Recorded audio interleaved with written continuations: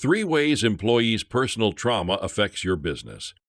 Most organizations expect their employees to leave their personal lives at home. That's there. This is here. The office or workplace is not the place to work out your personal issues. It's unprofessional.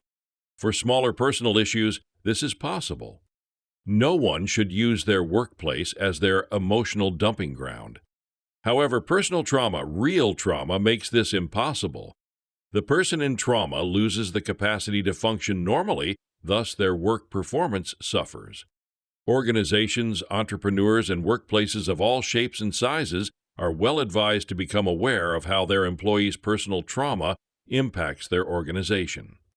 First, employees' trauma increases all your HR costs.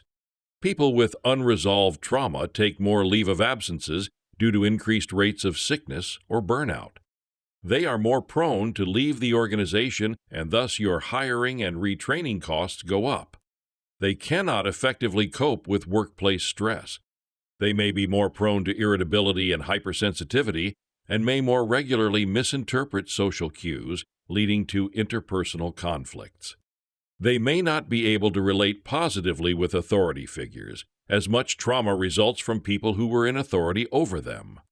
They may be combative without understanding why. Are you starting to get the picture? Unresolved trauma affects every area of a person's life, whether they know it or not. And our employees' trauma, or our own for that matter, costs us money, period. Second, trauma spreads throughout an organization through secondary traumatic stress.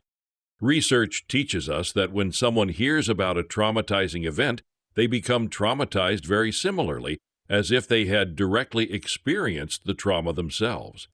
Other people's trauma becomes our own trauma, with similar long-lasting effects and symptoms.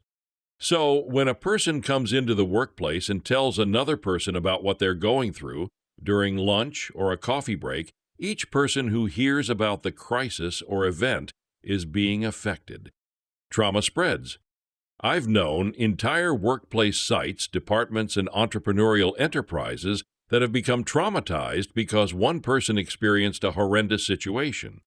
You should not and cannot minimize the effects of one person's trauma on significant portions of your organization, if not all of it.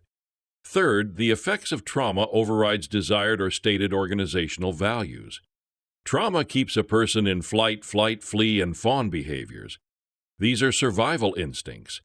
And when someone is in survival mode, nothing else matters. They may be completely unaware this is what they are experiencing. They are trying to survive.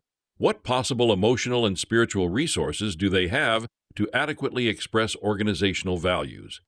Survival mentality eclipses intentionality, reducing the power of choice. They may desire to live and work within organizational values, but they cannot.